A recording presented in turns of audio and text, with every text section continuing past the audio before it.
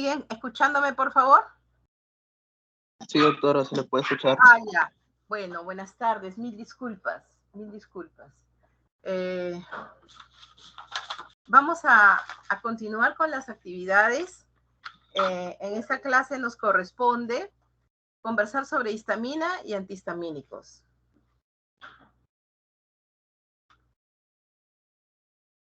Muy bien. Vamos a tratar de desarrollar, y para que ustedes al final de la sesión puedan ya conocer el rol de la histamina y cómo es su importancia en los procesos fisiológicos y también los procesos patológicos del organismo. Ustedes saben que básicamente la histamina es un mediador, también es un neurotransmisor y participa sobre todo en la respuesta inflamatoria y en la respuesta alérgica del organismo, ¿no? Vamos a conocer su estructura química, sus mecanismos de acción. Vamos a desarrollar el concepto y las funciones de los receptores histaminérgicos, cuáles son sus principales acciones farmacológicas, y a continuación desarrollaremos los antagonistas denominados antihistamínicos, ¿ya? Los bloqueadores de receptores de la histamina. Y conoceremos sus reacciones adversas. Muy bien. Entonces, la histamina es un autacoide. ¿Qué quiere decir que la histamina es un autacoide? Es que va a estar presente en casi todos los tejidos y que su acción es en el sitio donde se libera, es a nivel local, ¿ya? Conoceremos su estructura química. Su nombre químico es el beta-aminoetilimidazol. Y esta es una molécula hidrófila. Un ratito, por favor. Dime, Pablo.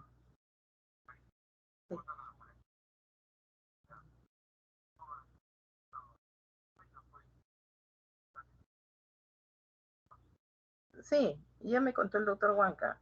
Una miserable, es igualita que el otro. Así que ya conversamos mañana. Estoy ahorita en clase. De ahí me cuentas. Ya. Yo te llamo. Ya. Chao. Ya. Entonces, está conformada por un anillo imidazólico, ¿no? Que es parte de la estructura, ¿no? Y una cadena de etilamino. Por eso es el beta-aminoetilimidazol. Fue por primera vez aislada en 1907, o sea, a inicios del siglo XX, por Windows y Vogt, ¿no? Y en 1910 Dale y Liebig estudiaron su efecto biológico y descubrieron que tenía mucho efecto a nivel de los músculos lisos, ¿no? Provocando contracción. Entonces, nosotros lo más importante que tenemos que recordar que la histamina es un mediador químico, es un neurotransmisor que participa mucho en la respuesta alérgica y va a desencadenar reacciones anafilácticas, pueden ser menores o mayores, ¿no? Y su máxima expresión de la reacción anafiláctica es el shock anafiláctico. Esta histamina está presente en todos los tejidos. Su nombre deriva de que hist, tejido, es una amina biógena que está presente en casi todos los tejidos. Se sintetiza básicamente en los mastocitos y en los basófilos, ¿no? Y la síntesis de la histamina es a partir de un aminoácido que es la histidina, por acción de una enzima que es la L-histidina descarboxilasa. Abunda básicamente en la piel, en el tracto gastrointestinal, en el hígado, en el árbol tráqueo-bronquial, en los pulmones y en el sistema nervioso central, cuya función es un neurotransmisor excitatorio, ¿no? Entonces, por eso es que recordemos nosotros que en la respuesta alérgica o en la respuesta inflamatoria, básicamente va a reaccionar la piel, el tracto gastrointestinal, ¿no? Por ejemplo, en la piel tenemos muchos tipos de alergias, ¿no? Muchas alergias, hay dermatitis alérgicas y a nivel del tracto gastrointestinal, cada vez por efecto de la alimentación que no es tan saludable, desarrollan los niños alergias alimentarias, ¿no? y es también bien sabido que participa a nivel del tracto respiratorio, desde las mucosas nasales, la tráquea, ¿no?, el árbol bronquial, los pulmones. Entonces, las respuestas alérgicas, ¿no?, tenemos rinitis alérgica, traqueitis alérgica, bronquitis, ¿no?, que bueno, el asma bronquial, donde también se libera histamina, y participan también estos órganos en la respuesta alérgica. Muy bien, entonces, ¿quién desencadena la respuesta alérgica? En realidad, la respuesta alérgica está mediada por una reacción antígeno-anticuerpo, hipersensibilidad tipo 1. Entonces, en una primera exposición, generalmente no se desencadena la respuesta alérgica, tiene que haber una sensibilización previa. Fármacos, ¿no? Tenemos muchos fármacos, por ejemplo, los antibióticos, cuyo mayor exponente es la reacción alérgica a la penicilina y sus derivados. Venenos, ¿no? Venenos de insectos, por ejemplo, de los eminópteros, las hormigas, las avispas, las abejas, ¿no? También los venenos de serpientes, alimentos que se comportan como alergenos, ¿no? Una vez que ingresan al organismo puede desencadenar reacción antígeno-anticuerpo. Los más conocidos, por ejemplo, son los pescados, los mariscos, las frutas cítricas, ¿no?, los chocolates, todos los derivados del cacao. Entonces pueden participar mucho en la respuesta alérgica. En los mastocitos y en los basófilos está presente en forma de gránulos, está en una forma inactiva. Para poder actuar la histamina tiene que liberarse, ¿no? Ustedes saben que los mastocitos están en los tejidos y los basófilos son células sanguíneas, ¿no?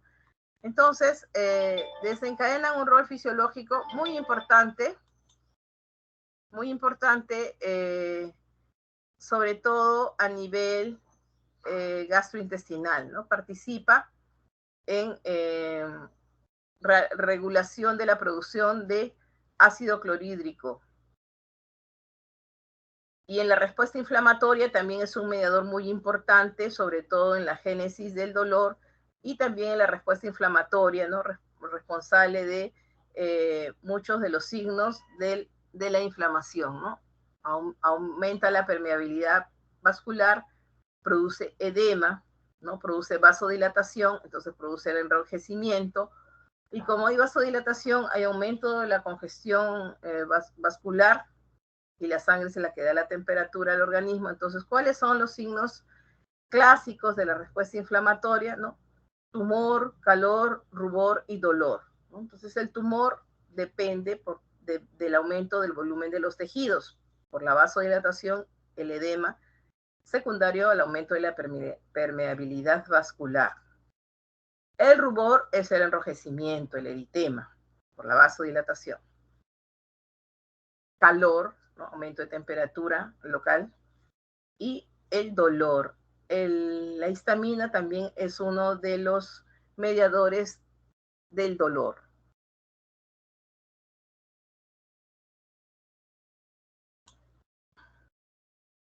Y como les vuelvo a repetir, a nivel del sistema nervioso central se comporta como un neurotransmisor. Bueno, ya habíamos visto que se sintetiza a partir del aminoácido histidina por acción de la N-histidina descarboxilasa, ¿no? Se libera, o sea que ya sabemos que está almacenada en forma inactiva, y para poder actuar se tiene que liberar, y va a actuar a nivel de los receptores histaminérgicos, que son de 4 tipos. Células donde se almacenan, mastocitos que están en los tejidos, basófilos que están en la sangre y en las neuronas histaminérgicas. Una vez que actúa a nivel de los receptores histaminérgicos, ¿no?, va a sufrir sus procesos de biotransformación. Y básicamente hay 2 vías metabólicas, a través de la metilación y de la desaminación oxidativa.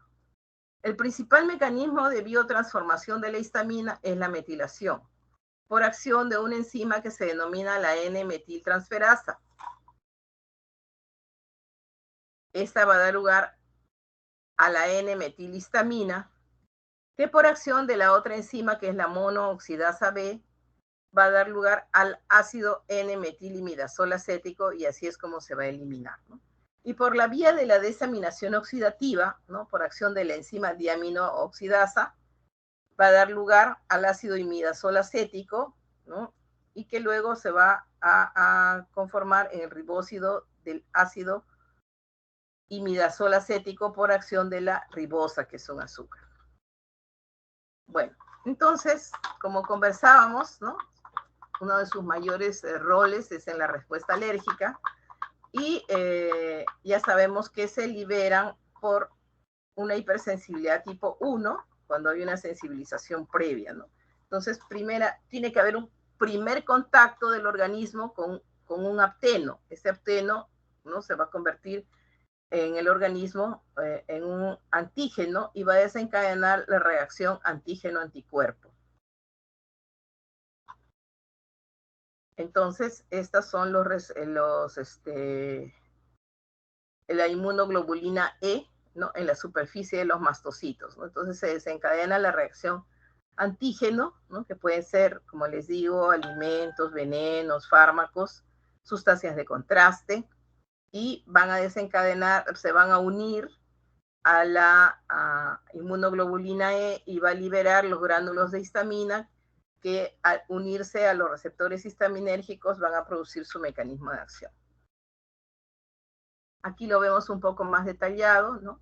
El alergeno se convierte en un antígeno, genera la producción de anticuerpos tipo inmunoglobulina E, ¿ya? Estos anticuerpos están enlazados a receptores celulares, se da pues la reacción antígeno-anticuerpo y se produce la liberación de histamina que va a los receptores histaminérgicos de los tejidos, ¿no? Básicamente, los receptores que producen la respuesta alérgica están a nivel de los vasos sanguíneos, ¿no? Que fundamentalmente va a producir vasodilatación. También participa en la respuesta inmunológica, ¿no? Ya hemos visto en la respuesta inflamatoria cuáles son los signos de la respuesta inflamatoria. En la respuesta alérgica ya hemos visto, desencadenado por una hipersensibilidad mediada por inmunoglobulina E tipo 1, y en la respuesta inmunológica, ¿no? Participa en la modulación del balance de las células de las T-helper 1 y T-helper 2, ¿no? Va a aumentar también la producción de interferón gamma y puede bloquear las respuestas inmunes de tipo humoral. Muy bien, los receptores histaminérgicos fueron descritos a partir de la década de 60. En 1966, Ash y Shield identificaron a los receptores H1. En 1972, Black y colaboradores identificaron los receptores histaminérgicos tipo 2, y ahí fue el boom de los antihistamínicos bloqueadores H2, ¿no? Que fue el boom a nivel de la década del 70, del 80, con el uso de la cimetidina, la ranitidina, que bloqueaban la secreción gástrica, ¿no? Muy útiles en el tratamiento de la gastritis, de la enfermedad ulcerosa péptica. En 1983 ya Arrange y colaboradores identificaron a los receptores histaminérgicos tipo 3. Y recién ya en el presente siglo, ¿no? En el año 2000, se identificaron los receptores H4, sobre todo a nivel del hueso, del intestino y también en el sistema nervioso central, ¿no? Muy bien, entonces, ¿dónde abundan los receptores H1? Abundan fundamentalmente en el endotelio vascular y en el músculo liso de los vasos sanguíneos. En el tracto gastrointestinal, sobre todo, bueno, tanto a nivel gástrico como a nivel del epitelio intestinal. También a nivel cardiovascular está presente en los tejidos, participa en la conducción, en la actividad eléctrica del corazón. Y en el sistema nervioso central, a nivel postsináptico, ¿no? Muy, muy importante el rol de la histamina a nivel en el sistema nervioso central, contribuye a producir el estado de alerta. Es un neurotransmisor excitatorio, ¿no? Por eso es que los antihistamínicos, cuando los bloqueadores H1, sobre todo los de primera generación, producen somnolencia, ¿no? Su mecanismo de acción, una vez que se une al receptor, es a nivel del fosfoinositol, ¿no? Después los receptores histaminérgicos tipo 2 abundan en la mucosa gástrica, sobre todo en las células parietales del estómago, en el miocardio, también en los mastocitos y también a nivel del cerebro. Esto lo que condiciona es aumento del AMP cíclico intracelular. Los bloqueadores histaminérgicos tipo 3 están a nivel presináptico en el sistema nervioso central. Hemos visto que en el sistema nervioso central los tipos H1 están a nivel postsináptico, los H3 están en el sistema nervioso central, pero a nivel presináptico. También abundan en el plexo mientérico y en las vías respiratorias. Su mecanismo de acción es a través de la proteína G. Y los los receptores H4 abundan, como les dije, ¿no? En las células hematopoyéticas, en la médula ósea, en el corazón, en el sistema nervioso central, tanto a nivel pre como postsináptico, a nivel hepático, en el vaso y en el pulmón. Su mecanismo de acción todavía no está muy definido, ¿no? Entonces, cuando la histamina se une a los receptores H1, sobre todo al endotelio vascular, ¿no? Y al tracto gastrointestinal, ¿qué va a producir? Va a producir vasodilatación y aumento de la permeabilidad vascular. A nivel de los bronquios va a producir contracción de la fibra muscular lisa, o sea, va a producir broncoespasmo, ¿no? En el asma bronquial, donde predomina el broncoespasmo, ¿no? La histamina desarrolla un rol muy importante, ¿no? Cuando el paciente tiene una respuesta alérgica también desencadenada, por ejemplo, por ingesta de algún fármaco, de algún alimento alergeno, va a producirse también broncoconstricción, ¿no? A nivel del tracto gastrointestinal va a provocar aumento del tono. A nivel de los tejidos de conducción va a producir disminución, ¿no? De la conducción, sobre todo a nivel del nódulo auriculoventricular. A nivel del sistema nervioso periférico van a producir prurito y dolor. Ya sabemos que a nivel del sistema nervioso está en lugar postsináptico, ¿no? Y produce prurito, dolor e hipotensión.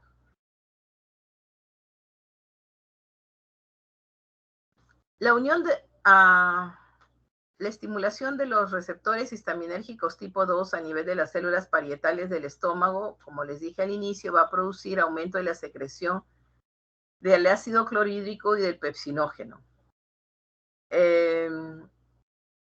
A nivel de las células musculares lisas de los vasos sanguíneos va a producir relajación de la fibra muscular lisa. Ojo que la unión, ¿no? Siempre al endotelio vascular o a la fibra muscular va a producir vasodilatación también, ¿ya? A nivel del miocardio, ¿no? A la inversa de los H1 va a producir aumento de la fuerza de contracción, taquicardia y arritmias. Y también a nivel del sistema nervioso central es a nivel postsináptico, ¿no? Entonces H1, H2 es a nivel postsináptico, H3 es a nivel presináptico, ¿no?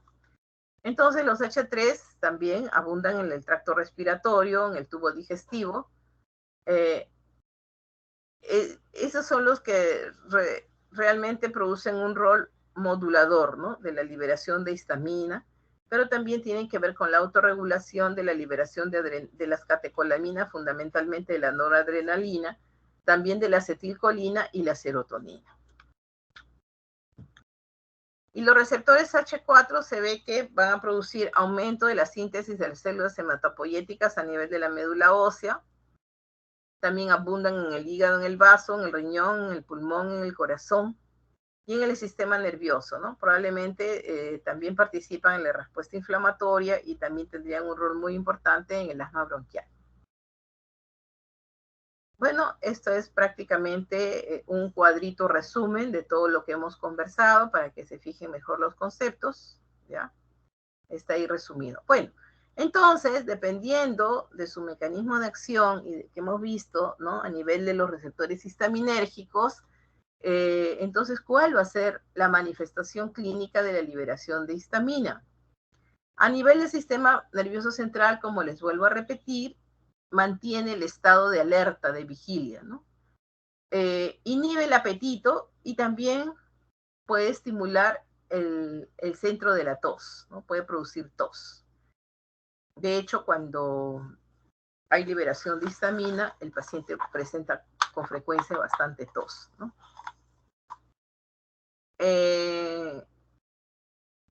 Puede producir edema localizado, que se denomina edema de Quincke, o edema generalizado.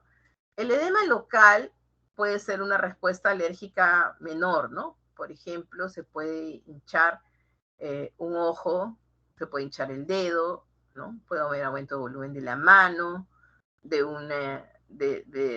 la mitad del labio, ¿no? O del labio inferior o del labio superior. Entonces, ese es un edema localizado que se denomina edema de Quincke. También va a provocar, como provoca contracción de la fibra muscular lisa, se va a traducir por dolor abdominal y va a inducir náuseas y vómitos, ¿no? Ya sabemos que puede desencadenar, ¿no? Taquiarritmias, broncoconstricción, prurito, dolor, congestión ocular, rinorrea. En 1927, Lewis descubrió la triple respuesta alérgica, ¿no? Se caracteriza por un rubor localizado, ¿no? En la zona de, por ejemplo, es igualito que en la picadura de un insecto, ¿no?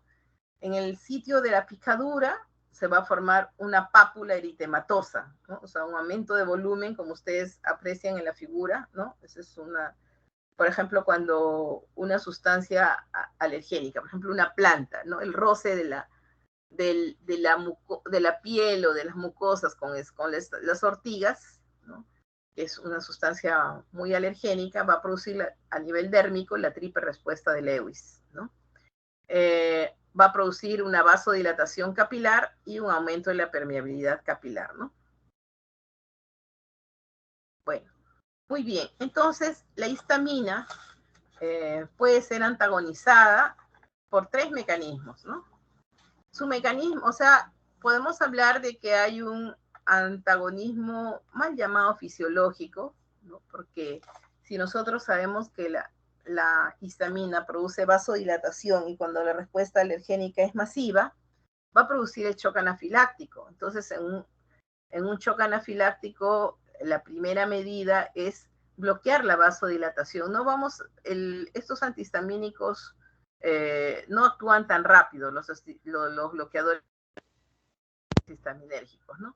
Entonces, lo que nosotros tenemos que bloquear es la respuesta vasodilatadora y para aquello tenemos que producir vasoconstricción con adrenalina, ¿no? Con la adrenalina es un potente vasoconstrictor. Estoy en clase.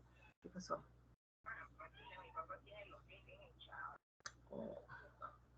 Ya, después ya, chao. Después tenemos los inhibidores de la liberación de histamina como el cromoglicato disódico y los antagonistas competitivos de los receptores histaminérgicos que son los verdaderos bloqueadores a nivel de H1, H2 y H3. Bueno, entonces el rol de los antihistamínicos es muy importante porque, como les digo, tenemos muchas respuestas alérgicas, ¿no? Son muchos los alergenos que pululan en el medio ambiente, aparte de los alimentos, ¿no? Bebidas, hongos, por ejemplo, medioambientales como el Aspergillus, ¿no? Entonces, hay mucha respuesta alérgica y sobre todo la humedad también desencadena y contribuye a la proliferación de estos hongos ambientales y Lima, por ejemplo, es una ciudad que tiene mucho smog y donde hay mucha rinitis alérgica, muchos procesos alérgicos de las vías respiratorias y de la piel fundamentalmente, ¿no? Entonces se utilizan mucho los antihistamínicos, ¿no? Entonces los bloqueadores H1 tienen una respuesta fundamentalmente importante en el control de los procesos alérgicos. Y los bloqueadores H2 fundamentalmente sirven en la terapéutica de la gastritis y de la úlcera péptica. Entonces,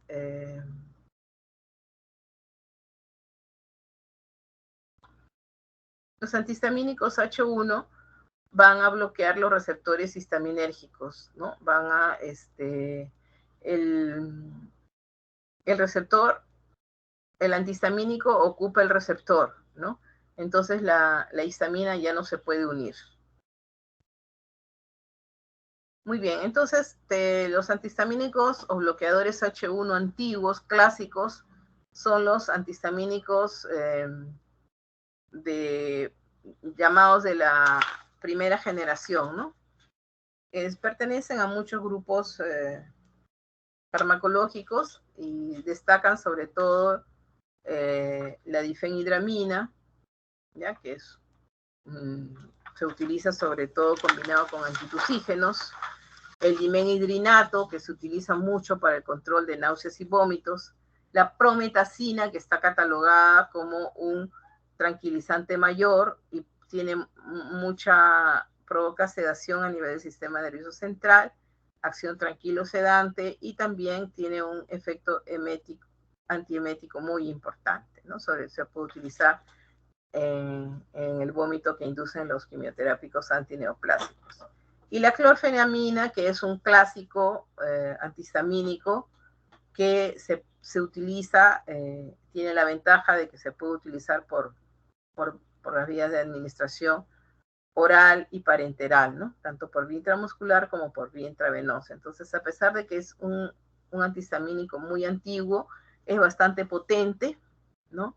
Y sigue siendo muy utilizado. Su principal es que produce, su principal efecto secundario es que provoca somnolencia y sedación, ¿no? Entonces, por eso es que estos antihistamínicos trataron de ser superados por los antihistamínicos de segunda generación, porque los antihistamínicos de primera generación se diferencian de los de segunda en que tienen vida media corta, atraviesan con mucha facilidad la barrera hematoencefálica, ¿ya? Entonces, a la par que producen el alivio de la respuesta alérgica, provocan mucha sedación, somnolencia, ¿no? También pueden desencadenar bloqueos, ¿no? Auriculoventriculares y, bueno, muchos como antiguos, ¿no? Fueron suspendidos y retirados del mercado porque habían provocado muerte súbita, como la terfenadina. Los de segunda generación tienen la ventaja sobre los de primera generación y que atraviesan muy poco la barrera hematoencefálica, provocan, tienen vida media más larga, ¿ya? Y no provocan pues tanto bloqueo ni auriculoventricular ni somnolencia tampoco, ¿no? Ahí tenemos que destacan la loratadina, la desloratadina, que es un metabolito, y la cetiricina. Y los bloqueadores H2, muy importante, el primero de esta generación fue la cimetidina, luego la ranitidina y la famotidina, ¿no? Muy famosos en la década del 70 y después del 80, la cimetidina por todas sus reacciones adversas prácticamente ya no se utiliza y sigue en vigencia la ranitidina y la famotidina, ¿no? Dentro de los bloqueadores H3 tenemos la tioperamida, ¿no?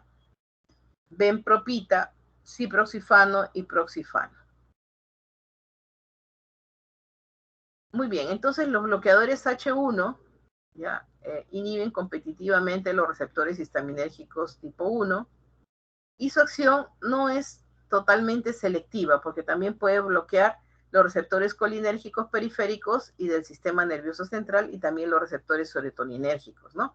Entonces, por eso es que muchos de los efectos colaterales secundarios están relacionados con la pobre selectividad de estos bloqueadores H1, sobre todo a nivel del sistema nervioso central, ¿no? Provocan muchas respuestas colinérgicas, tanto a nivel periférico como del sistema nervioso central, ¿no? Entonces, ¿cómo se clasifican los grupos químicos, ¿no? De la etanolamina, ¿no? Tenemos básicamente que destaca lo que están con asterisco, la difenhidramina. Les he dicho que se utiliza para el manejo de las alergias de las vías respiratorias y como componente en asociación con los antitusígenos, ¿no? El dimenhidrinato, muy utilizado, nombre comercial hay varios, Gravol, Gravamine, para el control de las náuseas y de los vómitos, también del soroche, ¿no? Dentro de los derivados de las etilendiaminas, tenemos que se utilizó mucho el clemisol, ¿no? Estos etilendiaminas casi ya no los usamos en la actualidad. Dentro de los derivados de las alquilaminas, ¿no? Sí tenemos que se sigue utilizando la clorfenamina, la dexclorfenamina, el dimentideno, ¿no? Y la tripolidina. Y de los derivados de las piperacinas tenemos la cetericina, ¿ya? La hidroxicina. Muy bien. Hemos visto que los derivados de las fenotiacinas habíamos hablado de la prometacina, ¿no? De los derivados de las piperidinas tenemos, ¿no? La loratadina, la evastina, ya, la astatidina, el astemisol. Mucho se utilizó el astemisol en la década del 90, inicios del presente siglo, y ya prácticamente ha sido superada por las ventajas que tiene la loratadina, la desloratadina. Y la terfenadina es que salió de circulación porque provocaba muchas arritmias, bloqueos y provocaba muerte súbita.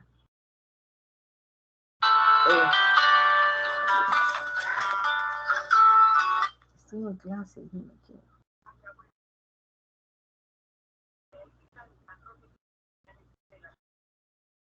Mi papá que decida, pues. Ya, está bien.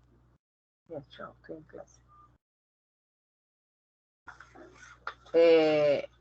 Y de los otros grupos tenemos la cinaricina, la ciproheptadina. La cinaricina muy importante en el control del tinnitus, de los mareos, ¿no? De síndrome de Meniere.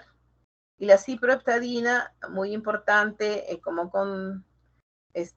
un estimulante del apetito. Bueno, para recalcar acá lo que hemos visto, ¿no?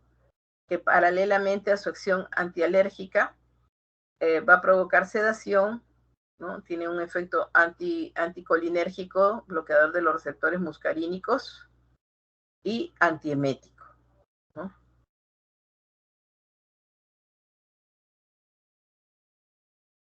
Para destacar que cruzan la barrera hematoencefálica, por eso es que producen sedación y somnolencia, provocan efecto anticolinérgico, por ejemplo, a nivel de la boca seca, ¿no? Inmediatamente cuando comienzan a actuar, por ejemplo, si el paciente tiene rinitis alérgica, ¿no? Entonces va a disminuir la producción de moco, va a disminuir la producción de prurito nasal, o sea, va a revertir todos los síntomas de la rinitis alérgica, incluyendo la sequedad de la mucosa nasal, ¿no? Y a veces ese es el paciente que está acostumbrado siempre a mantener su nariz húmeda porque tiene secreción nasal, al recibir sus antihistamínicos bloqueadores H1 siente como siente la sequedad de la mucosa nasal, de la mucosa del tracto respiratorio, ¿no? De la boca seca. Altas dosis puede tener un efecto anestésico local. Se absorben todos estos, se absorben muy bien por vía oral, ¿no? A pesar de que tienen vida media corta, alcanzan altas concentraciones séricas a partir de las 2 horas aproximadamente, ¿no? Algunos por vía endovenosa, por ejemplo, la clorfenamina, su efecto más o menos superior de latencia es de 20 a 30 minutos, ¿no? Por eso es que como demoran en actuar, porque van a actuar a nivel de los receptores histaminérgicos cuando están libres o cuando ya la histamina dejó de actuar, cuando ya comienza su biotransformación, ¿no? Porque no tiene capacidad, como hemos visto, de desplazar, sino ocupar los receptores libres. Por eso no tiene opción en el shock anafiláctico, porque hay una liberación masiva de histamina y todos los receptores histaminérgicos de los vasos sanguíneos, de los pulmones, etcétera, generalizado, está bloqueado, están ocupados por la histamina. Entonces, mientras actúa el antihistamínico, va a pasar mucho tiempo. Por eso es que en el manejo de las respuestas anafilácticas El fármaco de elección es la adrenalina, que inmediatamente va a producir vasoconstricción, ¿no? El paciente llega a emergencia porque comió pescado, tiene los ojos hinchados, adrenalina. El paciente llega por problemas con broncoespasmo, ¿no? Estridor, dificultad respiratoria, adrenalina. El paciente está todo enronchado, le pica todo el cuerpo, ¿no? Y nosotros lo vemos y la gente se espanta de ver porque desarrollan a veces unos sabones muy marcados. El paciente prácticamente se vuelve como rojo y elevado, ¿no? Entonces, y hay poquita zona entre roncha y roncha. Adrenalina, ¿ya? Y paralelamente aquí siguen estas respuestas antihistamínicos, porque el efecto de la adrenalina es corto. Produce la vasoconstricción, espectacularmente revierte en estos síntomas de la urticaria, pero al cabo de un pequeño rato desaparecen, por eso que tenemos ya que echar mano de los antihistamínicos, dando tiempo a que la histamina se biotransforme, libere los receptores histaminérgicos y los antihistamínicos puedan ir a bloquear esos receptores, ¿ya? Se biotransforman a nivel del sistema microsomal de los hepatocitos y se excretan por vía renal en forma de los metabolitos que ya hemos visto, ¿no? Por ambas vías metabólicas. Entonces, a nivel de los bloquean el aumento de permeabilidad capilar, ¿no? Alivian el prurito, mejoran la broncoconstricción, disminuye la contracción intestinal, ¿ya? Pero obviamente cuando es desencadenada solamente por la histamina, porque también sabemos que la acetilcolina va a producir también contracción de la fibra muscular lisa del epitelio y del músculo gastrointestinal, ¿no es cierto? Pero cuando digamos, el espasmo intestinal es producido por la histamina, obviamente va a revertir. Por eso es que no van a tener mucha importancia en revertir la hipotensión, ¿no? El edema, porque aparte de que demora en su acción, ahí en la hipotensión y en la vasodilatación también participan la acción de los receptores de la histamina con sus receptores histaminérgicos tipo 2, ¿no? Bueno, entonces, a nivel del músculo liso, inhibe casi todas las respuestas del músculo liso a la histamina, suprime el eritema, el prurito, ¿no? No inhibe la secreción gástrica porque eso está a cargo de los receptores H2, de los bloqueadores H2, pero sí van a disminuir la secreción a nivel de otras glándulas exocrinas, ¿no? Como las glándulas salivales, ¿no? Va a disminuir las lágrimas, también tienen un efecto muscarínico. Como ya les he dicho, las reacciones de hipersensibilidad inmediata no son de elección en el tratamiento, solamente revierten prurito, ¿no? Ya les he dicho que básicamente el uso allí es la adrenalina. Al sistema nervioso central van a provocar, como atraviesan con mucha facilidad el sistema nervioso, entonces provocan hay dos tipos de reacciones, ¿no? Básicamente provocan sedación y somnolencia, o sea, provocan un estado de depresión, disminuye el estado de alerta. El paciente como tiene como un embotamiento intelectual, ¿no? Si el paciente es un paciente alérgico y quiere estudiar para su examen y toma su antihistamínico, probablemente no va a entender bien lo que estudia, porque provoca eso, ¿no? Disminución lenta, aprendizaje más lento, ¿ya? Pero sí, en niños sobre todo, tiene un efecto de estimulación, ¿no? Provoca inquietud, nerviosismo, puede provocar temblor, dificultad para conciliar el sueño. Y en sobredosis, ¿no? La intoxicación por antihistamínicos puede producir convulsiones y muerte, en sobredosis en los niños, ¿ya?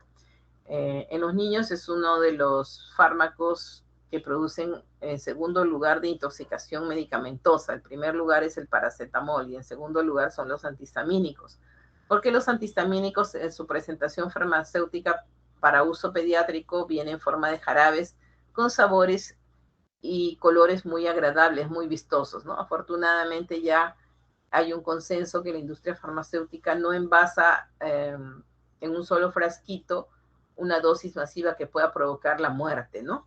Porque los niños son muy traviesos.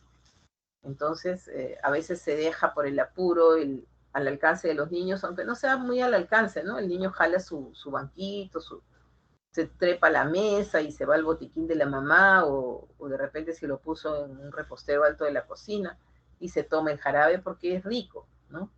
Y como la mamá siempre trata de convencerlo para que tome su medicamento para que se sane rápido, el niño piensa que tomando todo el frasquito se va a sanar primero o más rápido, ¿no? Como anécdota les contaré que a mí me pasó así cuando mi hijo era pequeño. Estaba mi hijo muy alérgico, tiene rinitis alérgica hasta ahora, y cuando era pequeño estaba pues en pleno invierno, me acuerdo, poco después de su cumpleaños, poco después que cumplió 2 añitos.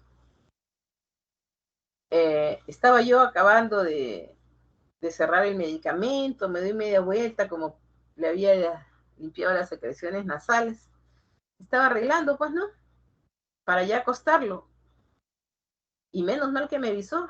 Me dice, mamita, ya me tomé todo mi jarabito para sanarme más rápido. Ya mañana me nazco sanito, mami. Imagínense, ¿no? Menos mal que yo, como soy pediatra, tenía a la mano una sonda nasogástrica, le tuve que hacer un lavado gástrico, etcétera, ¿no? Pero con todo el susto que me di. Se había tomado casi todo el frasco de clorfenamina. Bueno, entonces también se utiliza a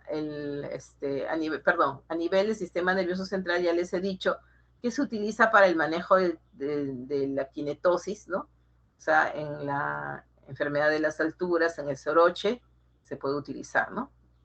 Tanto dimenhidrinato como difenhidramina, y la prometacina que tiene también efecto tranquilizante mayor. A nivel del tracto urinario, provoca retención urinaria. Ya, está contraindicado pues en los pacientes que tienen hipertrofia prostática, que tienden a desarrollar retención urinaria. Bueno, revisaremos que uno de los más antiguos fue pues el difenhidramina, que todavía se sigue utilizando, ¿no? Como componente de los antitusígenos, ¿ya?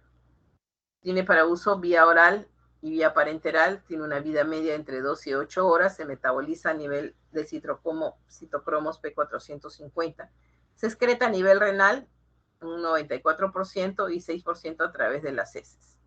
Entonces se aplica a nivel de la rinitis alérgica, ¿no? En las alergias, sobre todo las alergias dérmicas, alergias respiratorias, en la urticaria, ¿no? Entonces, la sobredosis, la toxicidad está relacionada a la sobredosis, ¿no? Puede provocar alucinaciones, ataxia, convulsiones, arritmias, sobre todo las taquiarritmias, y puede producir la muerte también. El dimenhidrinato, entonces, como les he dicho, Dramamine, Gravamine, Gravol, Vertirosam. Entonces, básicamente se utiliza para el control de las náuseas y los vómitos, ¿no?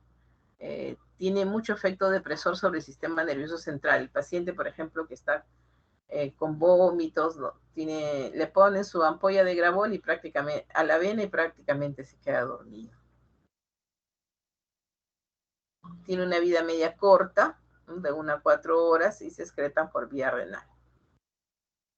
Entonces, como dice acá, se utilizan básicamente para el manejo de no solo para prevenir, ¿no? Sino para el tratamiento de náuseas, vómitos y también para los mareos causados por los viajes. O sea, se puede utilizar en la hiperemesis gravídica también, ¿no? En sobredosis, en niños sobre todo, puede provocar convulsiones, coma y depresión respiratoria. Muy bien, los antihistamínicos de segunda generación, ya les dije, ¿no? Superan a los de primera, que no tienen tanta facilidad para atravesar la barrera hematoencefálica, ¿no? Tiene una unión alta a las proteínas plasmáticas, su vida media es más prolongada, lo que favorece es la administración cada 12 horas, ¿no? pero con la desventaja de que retarda el inicio de la acción farmacológica, tiene una buena absorción gastrointestinal, igualmente se metabolizan a nivel hepático y se excretan a nivel renal. Por ejemplo, tiene metabolitos activos, ¿no? Por ejemplo, la loratadina tiene su metabolito que es la desloratadina y tiene efecto farmacológico, ¿no? Bueno, la loratadina no provoca tanta somnolencia, ¿no? No es que no provoque nada, no provoca tanta somnolencia. Algunos pacientes sí son muy sensibles y sí desarrollan somnolencia, ¿no? Pero la mayoría no. También se administra muy bien por vía oral, se absorbe bien, perdón, por vía oral, se metabolizan a nivel hepático a través de las citocromos, ¿no? Oxidasas. Su vida media es de 1 a 2 horas y su excreción es por vía renal y fecal. También se utilizan pues en la rinitis alérgica, en la urticaria. La toxicidad también puede dar mareos, cefalea y taquicardia sinusal. La cetiricina, nombre comercial Reactine, Sirtec. ¿Ya? Este viene a ser un metabolito activo de la hidroxicina. La hidroxicina es un bloqueador H1. Tampoco ingresa en forma importante al sistema nervioso central, ¿no? Igual también tiene presentaciones farmacéuticas para uso por vía oral. Igual todos se metabolizan a nivel hepático y se excretan por vía renal. Entonces también se utiliza en la rinitis alérgica, en la urticaria, la conjuntivitis alérgica, y sí la cetiricina suele dar mayor somnolencia que la loratadina. ¿Ya? Entonces, básicamente todos los bloqueadores H1 de primera y segunda generación se utilizan en el manejo de acuerdo pues a las necesidades del paciente, ¿no? En la rinitis alérgica, en la dermatitis alérgica, sobre todo para aliviar el prurito, ¿no? La picadura de insectos, en la conjuntivitis alérgica, en la quinetosis, ¿no? Náuseas para prevenir o tratar las náuseas, los vómitos, incluso en la perimesis gravídica y en la urticaria. ¿Ya? Entonces, si nosotros comparamos en esta tabla cuáles son los que mayormente producen sedación, tenemos la difenhidramina, el dimedrinato que les estaba comentando yo, que es por vía endovenosa el paciente logra un sueño, ¿no? Y mientras hace su efecto antiemético, cuando ya se despierta ya no tiene náuseas, vómitos y da como un sueño placentero, ¿no? Pero también provocan igual sequedad, bloqueo colinérgico, ¿no? Sequedad de las mucosas, sobre todo bloquean la secreción a nivel de las glándulas salivales, boca seca. La clorfenamina menos, ¿no? La tripolidina menos, pero la hidroxicina y la prometacina sí tienen un efecto sedante importante, ¿no?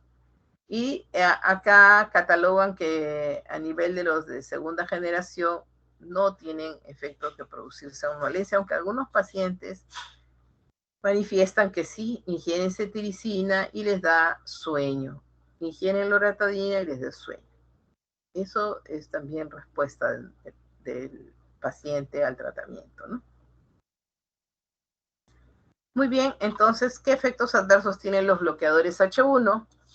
A nivel de los receptores histaminérgicos tipo 1, disminuyen la neurotransmisión a nivel del sistema nervioso central, ¿no? Por eso es que provocan sedación, somnolencia, disminución de la capacidad cognitiva, de la coordinación visomotriz y producen aumento del apetito, ¿no?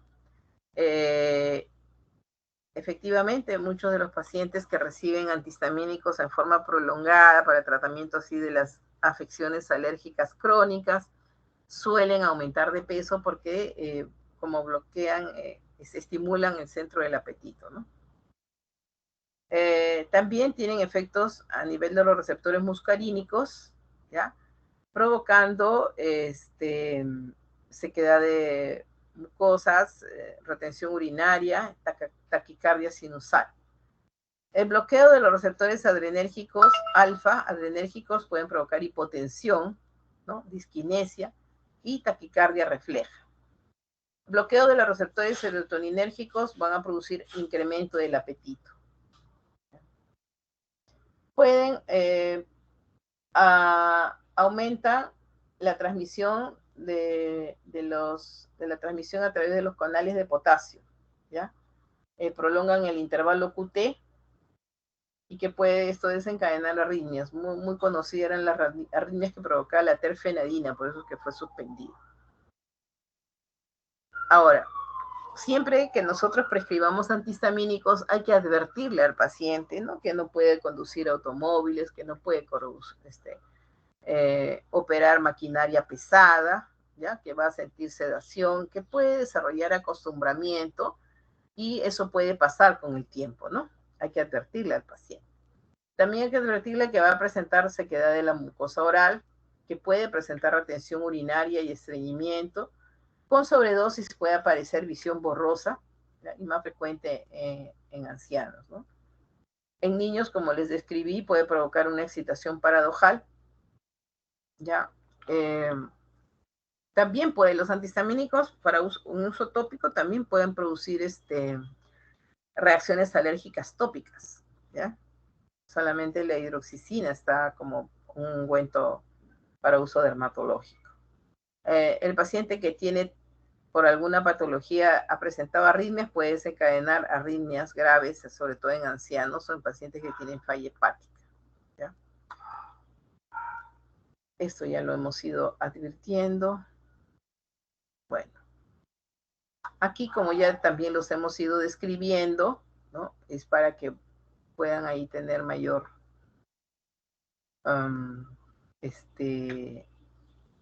digamos, está resumida toda la información que hemos mostrado ya, ¿no? Entonces, dentro de los bloqueadores H2 tenemos, pues, para el uso fundamentalmente de la enfermedad ulcerosa péptica y la gastritis, ¿no? Puede ser la gastritis medicamentosa, la gastritis, las úlceras por estrés. Claro que son superados por los inhibidores de la bomba de protones, pero todavía se sigue utilizando, ¿no? Entonces tenemos que están todavía la famotidina, ranitidina, la nisatidina, ya descontinuada prácticamente la cimetidina, ¿no? Entonces controlan la secreción gástrica, ¿ya? Ahora, la ranitidina, la nisatidina son 4 a 10 veces más potentes que la cimetidina para inhibir la secreción gástrica, ¿no? Y la famotidina es 7 veces y media más potente que la ranitidina. Entonces, bloquean la actividad secretoria gástrica, ¿no? Tanto en condiciones basales como cuando hace estimulación, ¿no?